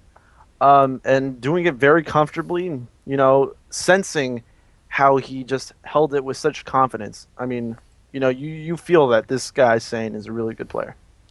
Yeah, that confidence is such a huge factor. I mean, you and I watch a lot of basketball, right, Ajax? We watch like a lot of Stu Lance, and he just talks so much about how important confidence is in that game. I think it's equally important in StarCraft, don't you think? I mean, if you don't feel like you can, if you're not comfortable with your decisions that you're making and you're hesitating, I mean, like. Like you said it earlier, it's like those two things go so well together. StarCraft is a game of seconds, and confidence leads to more decisive decision making. And if you're hesitating, you're losing those valuable seconds that could mean the difference between like your opponent or you coming out in a major engagement. Absolutely. And if you're not a confident player, you're not going to go very far in this game, because you need to make those decisions. Do I go up the ramp to his third to take it out? Do I defend here? Do I engage it a certain way? Everything matters. And especially on a map like Entomb Valley, you have to be extremely careful as Zerg. And it's going to be a Protoss versus Zerg on Entomb Valley. I'm really thinking that Sane isn't going to go with that same Ling aggression on this map just because of so many ramps. But we'll find out in just a second. The match is about to start. Gains counting down here, and we'll jump in just a second.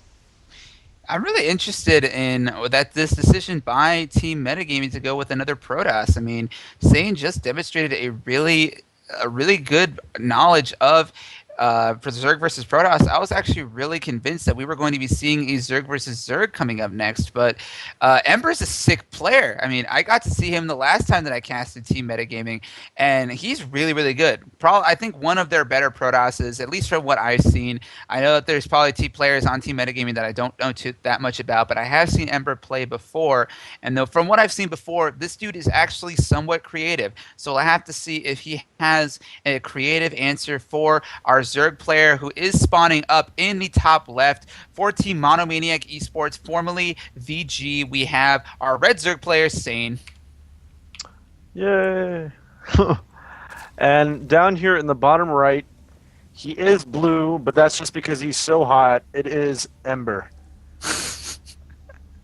Okay, Ajax.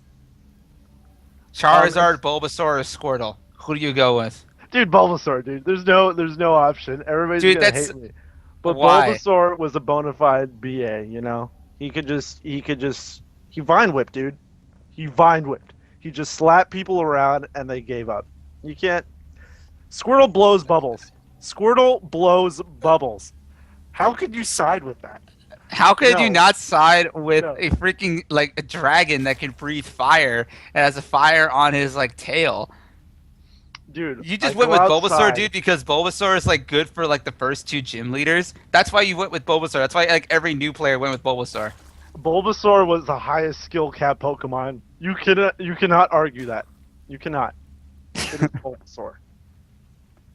Dude, only all the pros went with Charmander, but I like Squirtle because Blastoise is one of the coolest Pokemon that I think I've ever seen. No, Like it's like, because dude, it's Blastoise a was giant turtle. overpowered. It's a giant turtle with enormous water cannons coming out of its shell. That Who is can so shoot cool. ice? Who can shoot ice and is super effective against grass? How overpowered is that? So you pick a Pokemon. Oh, I just beat the game because I could beat everything. This is overpowered Pokemon. Bulbasaur is higher skill cap. GG, I win. Okay, back to the game. We have a Forge Fast expand coming out from Ember. And Vileplume is not greater than Bulbasaur. Reading the chat, I disagree. But, you know, Ember just denying the hatchery. Going for a Forge Fast expand this time. You know, maybe to look... Oh, denying it even with a Pylon. But it just looks like he's going to go for expansion himself. Doing very safe play. No one this match. Did he pick this map? I think they can pick this map, right? Yeah, it is loser's choice. So Ember is actually going to feel very comfortable on this map. I really feel like, especially in the early game, this map is really a nice map for Protoss because they're able to get that third base, and it's such an easily defended third base that they're able to like really spike up their economy to a point where they're able to get all of their big, scary tech units. It's not like you're not going to find yourself in a similar situation like you were on Antigua Shipyard where the third base is so hard to take. We do have Sane going for a really quick third base over at the or a natural expansion going over here at the third base location, and he is going to be dropping another hatchery down here. So it is once again going to be a very fast 3-base versus a Nexus First Forge Fast expand, but this time is Sane going to hold off on gas for as long as he did before? And is Ember going to be going for a similar timing, or is he going to be going straight for a third base? I think we're going to be seeing an earlier third base out of Ember this game. Oh, and this is beautiful. Sane just picking off a pylon, knowing exactly where the placement is of everything that Ember's doing, and being so effective with just these 4 lanes already this early into the game. Yeah, those 4 links have already paid for themselves just by eliminating that pylon. I mean, the thing is too, especially in the early game, you want to get the most out of your units that you possibly can. I mean, every single unit that you produce at this point is expensive because your economy is so low. So these 4 Zerglings are only 100 mineral investment, but he was able to take down a pylon with them already. That's a pylon that has to be rebuilt. It's not like his opponent could just be like, oh, well, I'm just not going to remake that pylon. No, dude, you have to remake that pylon because otherwise you're going to get supply blocked. And we actually have a proxy pylon going down for Ember over in the left side of the map. I think just building towards, later in the game, but I have seen some weird Zealot timing pushes where he cuts probes and you make just a bunch of Zealots and basically push out with a 4-gate off of cutting probes. Again, very gimmicky strat, but on this map where ramps are close, you can isolate bases. He might be looking to be aggressive, just like his fellow teammate was earlier. We do have another pylon going down in the main base from Ember. This will probably be the pylon that we see the tech structures going up from Ember. He is going for a robotics facility also, so he is not going to be going for a big, aggressive gateway timing push like I thought he was. We might see something, I think, a little bit similar, like maybe a warp prism play on this map. And again, warp prisms on this map are beautiful, because if you just look at how the map's laid out, if you position yourself in their main base, it's a 1 force field map. You get 1 force field on the ramp, it's game over. They can't get up that ramp. 2 at the natural can prevent anything from the third from getting to you, and they have to go all the way around. And again, 2 more. So you can absolutely isolate bases and take out easily, and just making sure that you control the game. You become basically a person on Microsoft Paint or whatever it is, and you just paint the map the way that you want it as Toss. And I'm actually looking forward to see if he actually does something like this. Wasn't there a game like that you had on the DS like a little while ago where you had like a magical paintbrush or something and you had to like paint like some like I don't know, it was some weird like Japanese game. I forget what it was called. It was like a I don't know. It's kind of like that. Like the Protoss I don't know like, what you're smoking, Vindy, but I want some because that sounds magical. Protoss has like you totally ruined my joke. I had like a Protoss has a magical paintbrush and it is called force field energy. Anyway, it does look like I am right for once. We do actually have zealots with +1 actually being loaded up into this warp prism. It does look like we are going to be seeing some warp prism harassment out of Ember. This is relatively. It's relatively consistent with what I saw from him in his previous series. He does like to be a little bit creative. We already have roaches out in the field. They are cleaning out these rocks, which is so important in making sure that this warp prism doesn't do nearly as much damage. We also have spine crawlers down in the field. So I think this Overlord actually located over at the top of Ember's natural expansion actually did scout this warp prism. There are a lot of zealots out in the field, but zealots are not very good against roaches. Those zealots are on move command. They are trying to get past those roaches, but there are just too many roaches out in the field. They are going to deny this aggression from Ember for sure. Will Ember be able to get any drone kills with this kind of attack? I don't actually know. And it's weird because he just loaded up Zealots, like he was planning on being sneaky. Now warping in more Zealots, but with Roaches already there, this isn't going to be, effective at all. Maybe getting 1 or 2 drone kills, but no, not even. Just loses quite a few Zealots for relatively nothing. Sane is probably feeling pretty good right now. I mean, he just got a few free kills, and even getting more kills right now, and knowing what his opponent's doing, knowing the exact tech path without even going inside his enemy's base. Well, does he actually know about this robotic support bay? He doesn't. I was just checking that. He does not. He doesn't know about the robotics support base. So this is actually what Ember actually has in mind. He's really only utilizing mineral units at this point. He's trying to make the Zerg feel comfortable, I think. I think he's trying to just make Sane feel like he's doing very well. He's trying to just like make him feel like, oh, this is what you're actually doing. Okay, I can hold this, no big problem. And then behind this, he is taking straight to 2 base Colossus for a very big, strong Colossus timing push. We have no Spire coming down on the field. That is actually an infestation pit that is coming down on the field for our Zerg player. But at this point, Ember has already lost 15 units. He has lost 1450 resources already versus 3 units and 150 resources for Sane. So this is costing him a lot of money right now. I don't actually know if this is going to be worth it. But the thing is that Ember is going straight for Colossus. He's already got 4 Immortals, and 4 Immortals can put in work. And when you put behind that 3 Colossus already almost, and not to mention taking his 3rd without any repercussions, nothing stopping him. Sane's getting up his 4th, but on Roach Tech alone, you're not going to be able to hold 4 Immortals and 3 Colossus. So I think it's getting a little bit scary now. If Ember hits that strange timing where all he has are Lings and Roaches that aren't even upgraded at this point, now just getting +1 or +1 armor and getting +2 on his Lings. But frankly, if he just pushes now with like a few Zealots on this army, he'll walk over Sane's army easily. There aren't a lot of buffer units in this army, and now this Overlord for Sane is now scouting the fact that there is a robotic support bay down in the field. He will see this Colossus already come out on the field, so now the instant response from Sane, he is getting up that Spire, but this is what I'm worried about, Ajax. Sane is already at 196 supply. He has Infestors, he has Roaches, he has Zerglings out on the field. The supply count for Ember is not going to be that high by the time he actually hits with this army, but at this point, I think what Ember might actually be doing is just going to be looking straight to max out. Sane is already maxed out. He doesn't want to fight a maxed out Protoss, especially because he doesn't have Corruptors out on the field. So Sane is going to start being aggressive. He needs to get rid of some of the supply so that he can make Corruptors. He's going to be attacking at this 3rd base location, but that is already a lot of Colossus, a lot of Immortals. I don't think that this is really going to do very much damage. And he is putting down a few spawns. I think he should actually be doing that a lot more. He's got 3,000 banked right now.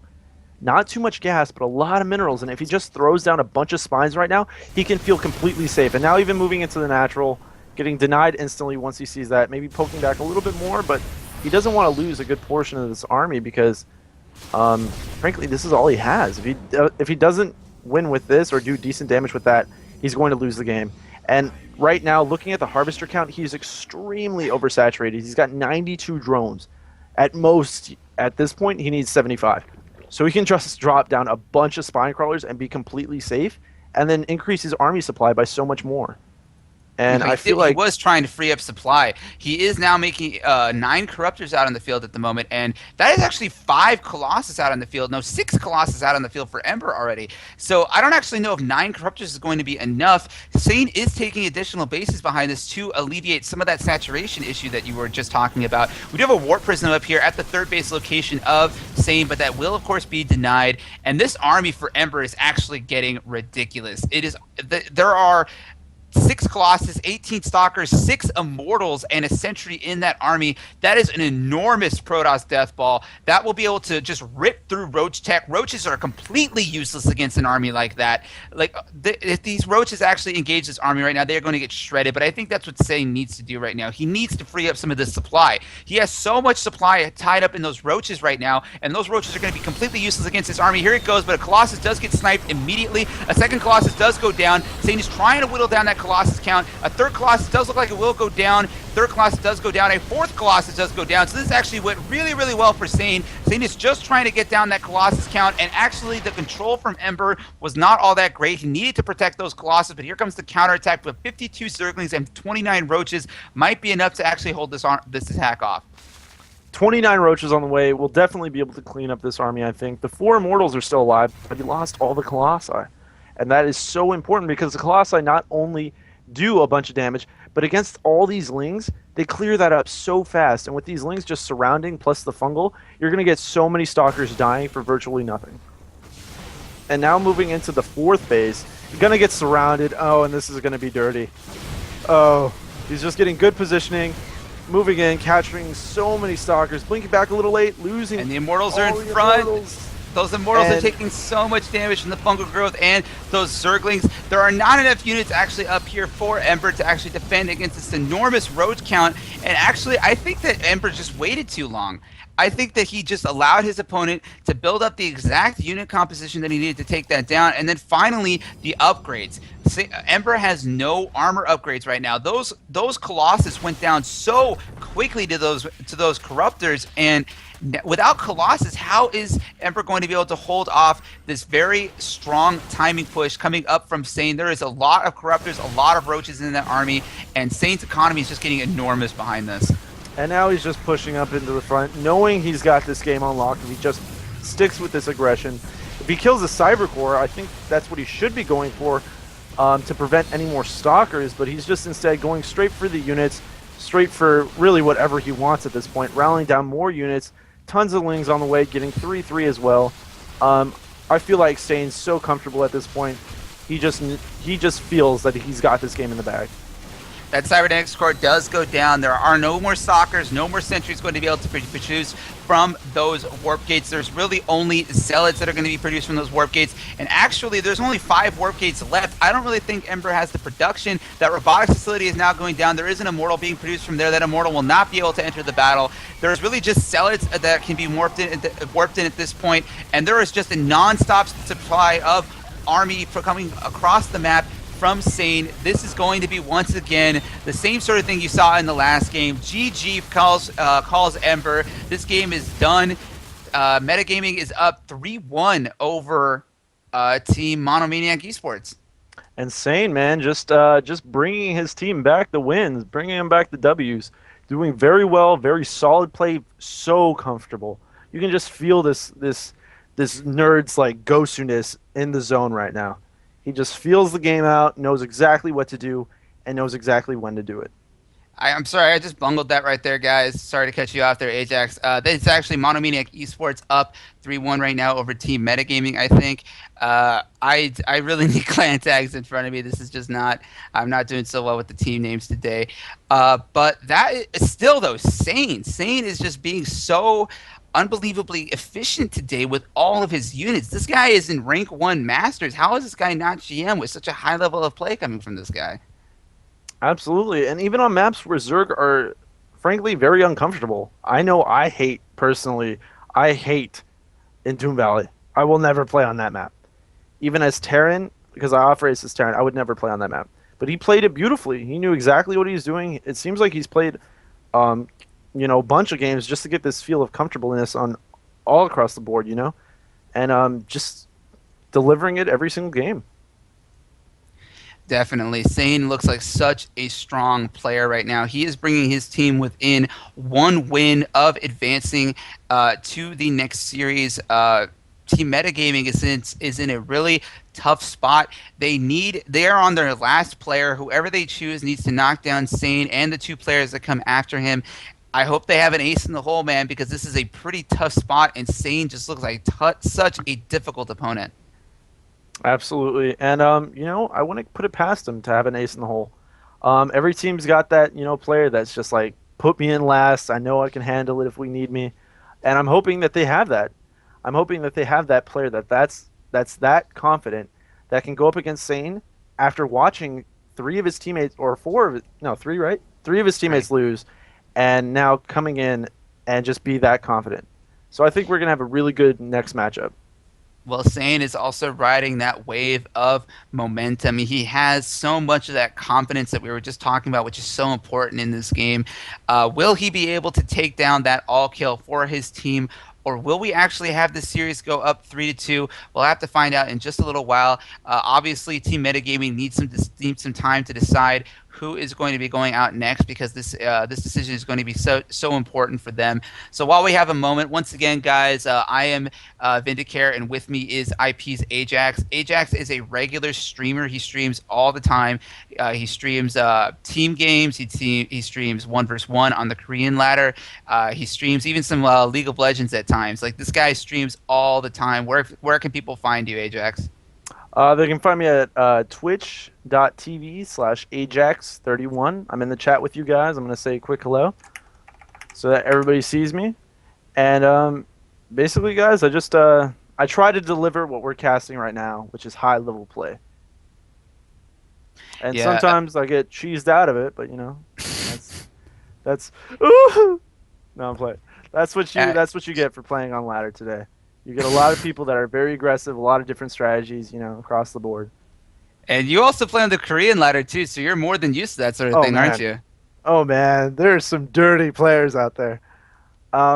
Especially Terran, man. I will never see more dirty strats from a player than players over there as Terran, dude. I mean, there's this one timing push that I was hit with. It was a ghost nuke timing push behind Hellion Harass. And this is obviously before Queens got their range buff, and he would nuke, and then if I tried to move out to attack any of his units, he would either A, snipe my roaches, or B, just roast all my lings with his Hellions. And there's virtually nothing you could do.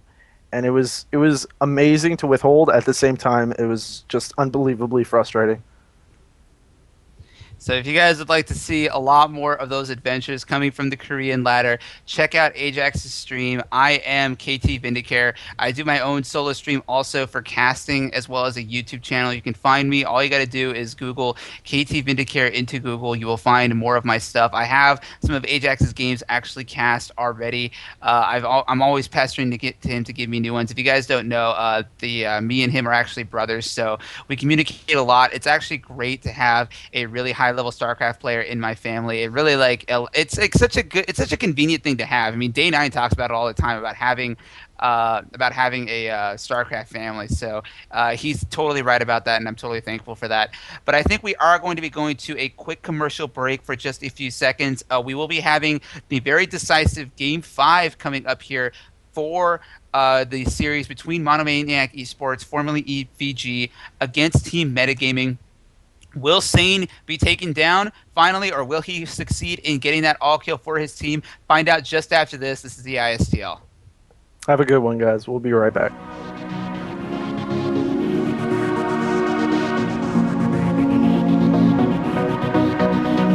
Trying to hold us off, and that just is probably going to be going down that one Colossi, and there's the ridiculously lagging GG!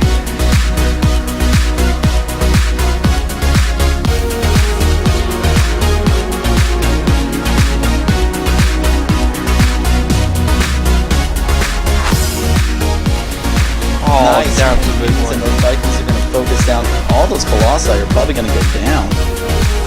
Yeah, he doesn't even have Blink yet.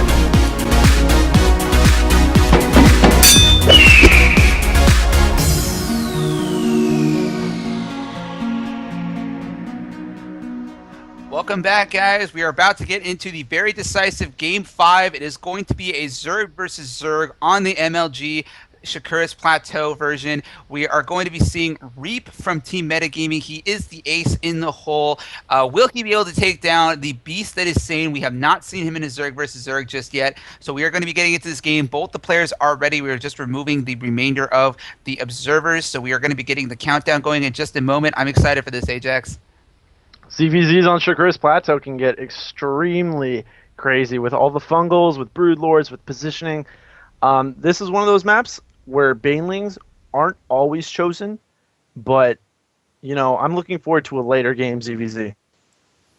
Well, we'll have to see. Reap has demonstrated some pretty high-level play already previously in this tournament, in the Zerg versus Protoss matchups especially, but I have not actually seen him in a Zerg versus Zerg either, so I am completely blind as to what the quality of these guys, Zerg versus Zerg, actually is, but we'll have to get into that just after these introductions. So spawning up here in the top right position of the map, Shakuras Plateau, we have the red Zerg player from Team Monomaniac Esports. He is up 3-1 for his team right now. Can he complete the all kill? We'll have to see. We have the red Zerg player Sane. And over here in the bottom left, we have Reap, who is from Metagaming.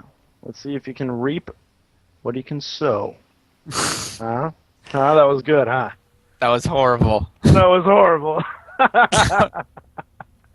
Well, looking forward to ZVZ, guys. ZVZ is one of those cutthroat matchups where, you can really get anything. I mean, we're not going to see like a 6 pool in an early pool, but definitely some of these crazy matchups that you always see that you always remember are from ZVZ. So hopefully we get something really good here. Dude, you always reap what you sow. That's you the always like you have to sow good stuff so that you don't reap bad stuff. That's the whole thing. But you always reap what you sow. I don't know, dude. Maybe you sow something in the wrong field. Would you reap it then? We are just getting into this whole thing. I mean, who uses the word sow anymore? But he's going to have to sow some ridiculous play if he wants to take down Sane. See, that's how you use the word, but even then, that sounds so dumb. It's like, oh, I'm sowing mad skills at you guys right now, right? It just sounds like Mike Tyson right there. I'm sowing mad skills, yo. Well, maybe he is gonna sow some banelings into the ground here, and maybe he can get some sick baneling landmines. I know I favor that in ZVZ. I'm going to sow some sick baneling landmines. I can't even do it. Okay, Mike Tyson. This is getting Mike too Tyson. ridiculous right now. I am getting this idea right now of like what would happen if Mike Tyson played StarCraft. You think Mike Tyson would be a nerd rager? Dude, he would bite off the competitor's ear, dude. Like, he would chew through a competitor's keyboard cable. Yeah, dude, just straight up shoot through. That's just that's too much. That's too much, dude. Ajax, you and I are going to be going to MLG this weekend. I'm really How excited. stoked are you about that? Oh man, I'm so excited. Guys, we're big fans of the entire esports scene. So when you get something like MLG showing up, where we go to almost everything, SoCal, it's just unbelievable to watch all the players that you see, playing tournaments get, rank 1, all that stuff, GMs, everybody, dude. It's an unbelievable feeling that you get that can't be matched by anything else except for something that you're so passionate about. Well, I am passionate about Zergling speed, Ajax, because we already have Zergling speed going down for Sane. His hatchery is a lot later than Reap's, which is already down right now. Reap is actually not constructing a spine crawler, which is something that I think that he needs right now. His opponent does have a larger Zergling count out on the field right now, or he used to at least. He still only has 4 Zerglings out on the field, but those Zerglings will have speed. They do have speed now, so Sane does have the faster Zergling speed over his opponent, but his opponent does have an economic advantage over him. Reap is throwing down that Baneling nest, and Sane is still really he's only harvesting gas with one drone. What does he really have planned with this? Is he going to be going for some huge Baneling timing, or are we going to see a fast third base or something crazy like that? Well, with such an early hatchery against a Zerg player, you know, he's got to be feeling the pressure right now. He knows the player he's playing against is very very comfortable in the other two matchups. So now seeing this second game, but the fact is that Sane really hasn't droned very hard behind this. He just now finished a few drones, but he hasn't saturated his natural at all. This is all, you know, main saturated. Now just sending a few down, not too many, but, you know, just forcing a lot of lings from his opponent, which are now coming over for a counterattack. I'm not sure if Sane's actually going to be able to hold this that well. Well, that Baneling nest did just finish for Sane. He needs to start morphing in some Banelings immediately. There is a Spine Crawler down in the field for Sane, which will allow him to pick off a lot of those Banelings from Reap. And Reap is actually really investing very heavily into this. That is 7 Banelings being produced for Reap. He really wants to do some damage to his opponent right now. Sane is morphing in 5 Banelings of his own, so we're going to be seeing a very big Baneling Zergling attack from both players. This is going to take place at the natural expansion of my Sane. God! Baneling hit does go down on a lot of Sane's units. A second Baneling hit does go down on a lot of Reap's units, so the Zergling count is now 17 Zerglings for Sane. No Zerglings remaining for Reap. He only has those 3 Banelings remaining, and this went really, really well for Sane. He is up to 44 supply against 42, and the drone count is now completely even. That was unbelievably in Sane's favor. You know, 3-4 Banelings for, like, I want to say like 16 Lings and like 8 Banelings. Right now, Reap has got to be feeling the pressure again. You know, morphing in Banelings, but he has no Spine Crawlers. This is a huge advantage for Sane, because if Sane walks up, maybe picks off a Baneling like he just did, Reap's not going to have enough units to really defend off against anything that Sane's going to do. Well, Sane's not using any Banelings of his own for this attack. He's investing in additional gas geysers. He's going up to Lair. He knows that his opponent is going to feel very against the wall right now after losing so many Zerglings. So instead of attacking and going to be very aggressive, he's really just going and droning up very hard. He's up to 43 drones right now versus the 37 of his opponent. He's getting Lair Tech out, but Reap is going for that Roach Warren. So it looks like we are going to have a Roach Tech build coming from Reap, and these Zerglings did manage to make it into the natural expansion of the Sane. Banelings! And they do make it into the main base of Sane. These Zerglings do scout the fact that he's going for that Lair Tech. This is probably going to mean that Sane is going for some kind of Mutalisk play. A Queen does go down, or does she know that Queen has 4 hit points remaining? A Baneling hit does go down a few Zerglings. That Queen does eventually go down, and Reap is taking a very good look at what Sane is going for. This is very good information for him to have. He knows now that his opponent is going to be going for Spire play because there is no Roach Warren down on the field. Or is he actually going to know about that information? He definitely should. You know, he didn't get any drones, or if he did, he only got a few, which I'm a little disappointed with. I feel like those Banelings should have went back down to the natural and killed off a few more drones than he should have. But Sane's still in a good position, already has his lair up, opposed to not having a lair up for Reap. But Reap has Roaches moving across the map, Sane picking off a few Lings, but if Sane puts down Spines, which he is, smartly, he'll be able to hold off this aggression, and if he just techs up, he'll be able to hold really anything that he wants. And go for anything he wants. 80% complete. That Spire is going to be a very big game changer in this game right now. There is very little anti-air out on the field for Reap. He doesn't even have an evolution chamber, so it doesn't even look like he's really aware of the fact that his opponent is going to be going for Spire. That Spire is just now done. 6 Mutalisks are in production. There is still no Evo chamber down for our blue Zerg player. Sane is harassing at the third base location of Reap, but the big problem right now are those Mutalisks. There are only Queens out on the field to defend against those Mutalisks, and there are only 2 Queens out on the field for Reap. That is not going to be enough really to prevent these Mutalisks from doing any damage, but it does look like Reap is going to be going for a timing attack of his own. And I feel like if Sane just holds this, he can deny the third easily enough. Reap won't be able to get out Queens fast enough to defend against the Mutalisks, so the Mutalisks can put in major damage too. Now even killing off a bunch of Lings, trying to split them up, minimize damage, but again, Lings, not the smartest creatures in the world, run straight to the Baneling, and they all die. And right now, Sane in a commanding lead over his opponent with the tech up. And now just getting down the evolution chamber, it's coming up. Sane has given away intel, but now is free to do whatever he wants. He knows his opponent is stuck in his base. He cannot do anything. He's got to be defensive to make sure he doesn't lose too much. And Sane can expand twice, even if he wants to. And that's exactly what he's doing. Putting down That third base is so vulnerable right now. There are no spine crawlers in position. There are no queens. Reap has absolutely no mobile anti-air, but his lair did finish, and he is going for an infestation pit, so he will actually be able to protect his main base, but it doesn't look like he's going to be able to hold this third base at all. It does look like he will definitely lose that third hatchery. There's just no anti-air over here to answer for these Mutalisks. And I feel like that was the wrong move by Reap, sending all those drones over there, which are all going to die now, losing so many, and evening up the drone count even at this point. And again, Sane in a commanding position. He's got plenty of Mutalisks alive, keeping him on 2 base. The only thing he has to worry about is that Infestor Roach timing push, where if he gets good fungals on the Mutalisks, he'll basically lose the game if he doesn't have anything else. And he knows this, and he's switching right into Roach. Getting +1/+1 on both of his roaches, and continuing to drone, and just letting these Mutalisks do work.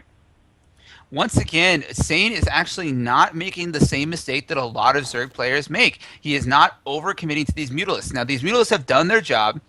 He has absolute map control right now. With these Mutalisks out on the field, Reap can't do anything to punish this double expand that Sane is going for until those Infestors are done. So Sane is in an economic advantage right now. He has map control. He has just a superior position overall on the map, and now he is tech switching out of them. So we will have a Roach Mutalisk composition on the field, which is a really good unit composition, I feel, in Zerg versus Zerg, because the Roaches are really like the big tanky units, but you have such a mobility factor in those Mutalisks. Are we going to see a Mass Queen Infestor build from Reap? Because right now he's moving out with, what is this, 9 queens? He's got 5 infestors. Seeing the Mutalisks coming around, catches a good chunk of them. Oh, that's a lot of Mutalisks. That was a really good catch by Reap. He needs to do moves like that. A lot of Mutalisks do go down. The Mutalisk count has been reduced to 8 Mutalisks, but you're right, Ajax. That is a lot of queens. It does look like we're going to be seeing a very big timing attack with offensive queens. This is not something you could do before the patch, but now that they have those 5 reigns, those queens are very, very good combat units in their own, especially because they have transfusion and they have no armor value. But we do have queens off creep. I feel like he made this decision to go Mass Queen a little bit later in the game because his creep spread wasn't too good until just recently. And now putting down a bunch of tumors, trying to deny these Mutalisks, but not doing a very good job. That third base is now just completed for Reap, but Sane has been sitting on a 4-base economy now for a couple of minutes. He is up to 60 drones versus his opponent's 48. His economy is exploding. He is absolutely thriving amongst all of this. I don't actually know if he could really do too much more damage with those Mutalisks. It does look like Reap will be able to get up that 3rd-base economy finally, but I mean, his opponent still just has a huge lead on him, but the one thing that Reap does have going for him is the fact that he has those infestors out on the field. His opponent is now just finishing pathogen glands. He's getting his first infestor out on the field, so fungal growth might be a determining factor, but there are just so many units out on the field for Sane. He's up to 170 supply. And even though he's up that high, his real victory is in how many bases he's acquired from this. His econ is just now getting started to pick up. He doesn't have the tech, but he definitely has enough production to be able to hold off what Reap is doing and then just reinforce consistently. And now he's just about to be capped against his opponent who's almost 50 supply down. I feel like Sane's gonna hold this, but I don't want to put Reap out of the game just now, because this new Queen buff, plus the Infestors, can make this army extremely deadly. Well, And I'm looking forward to we seeing might have that. a 200-200 versus a 200-200 army in just a little while, Ajax. But you're right. The one thing that Reap is really trying to utilize right now are those queens. And the thing is, guys, queens are really slow off creep. But look at the creep spread on this map. The creep tubers from both sides look like they might actually be running into each other pretty soon. And a good catch by Reap does catch a few of those mutalisks, but it does look like we're going to have an engagement. There are units coming in from both sides of these cliffs.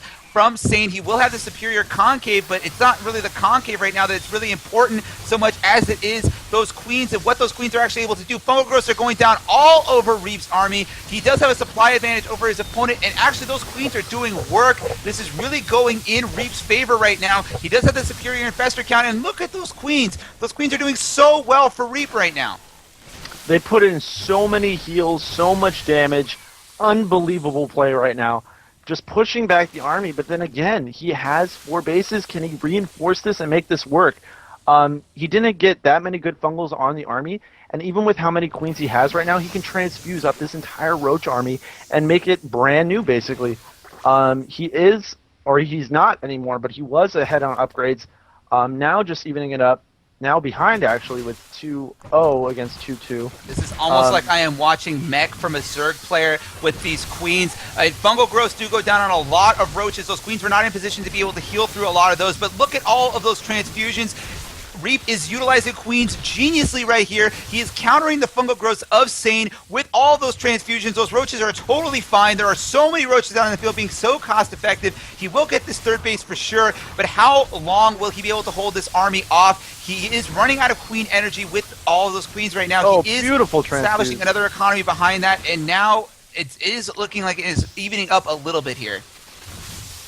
But again, with all those transfusions, he can basically do whatever he wants. I mean, he's walking over the army just because queens take so many hits from roaches, and then on top of that, he's just annihilating the roach count from his enemy. Again, he's reinforcing pretty well. Queens are again just taking so much damage, but now the queens are running out of energy, and this is when it's going to get dangerous for Reap, because now his queens are out of energy. Most of his army's low, but Sane still has that high count of bases. He just lost one of his bases, saved all the drones with nice burrow micro. But right now, it seems like he's got Sane against the ropes. Yeah, we do have Reap now just transferring a ton of drones over to his third base location, but you're totally right, Ajax. He is still only on 2 mining bases. Meanwhile, Sane does have 3. We do have another engagement coming down here in the middle of the map. Those queens are still just being so cost effective, but they are now out of energy. They were able to repel that roach counterattack from Sane, but they are done. They are not able to do any more damage in this game right now. They are trying to retreat across the map, but retreating queens are probably the slowest thing in this game. They are trying to get back across the other side of the map so that they can recover their energy and still do some help for their team right now, but it doesn't even look like Sane is going to be able to catch those queens. They will be able to retreat back to the safety of their own creep to reinforcements to help them out right now. But again, you're right about the whole base scenario right now. Sane is still sitting at a comfortable 69 drones versus the 48 drones of his opponent. Will that be enough, though? He did take a lot of damage in that attack. And again, both players are mined out of their mains. Reap is almost mined out of his natural, as well as Sane. Both players are looking to expand again, but with Reap so far ahead, with just the unit count at this point, I feel like he's so safe. But with all these infestors coming out for Sane right now, Reap has to be extremely careful how he engages this. And oh, good fungal goes down. Being really aggressive with these infestors, actually. If he doesn't micro those correctly, he could get all those infestors caught by a fungal, which he doesn't. Oh, he's so lucky. And Reap is actually bringing up more queens right now. There are additional queens out on the field. That is a really good concave for Reap, doing a ton of damage to the army of Sane. I think this is going to be it, Ajax. There are more queens coming up onto the field, more infestors coming up on the field. Reap is just continuing to be so amazingly cost efficient with this army. He will definitely deny the third base again. I don't even think he knows that fourth base is there, though, which is the one saving grace for Sane right now, who is losing every single battle. But the reason he is still in this game right now is because he has a superior economy. Exactly, but I don't think that's going to last much longer. Sane doing a good job baiting his opponent up the ramp, getting quite a few roaches for virtually nothing. But then again, dude, the queens with transfuse just doing so well. And again, there's a good clutch throw bungle. does go down on a lot of queens. Saint is trying to focus fire those SQ queens down. He knows how much damage he is taking from those queens in this battle right now. That was a huge victory for Saint right there. The queen count has been reduced to just 2 in this battle, and now the production for Saint will allow him to push this army back. He still has that 3-base economy. He is continuing to lose a ton of roaches. The units lost tab is still very heavily in Reap's favor, but the economy is still just so good for Saint right now. Yeah, 300 minerals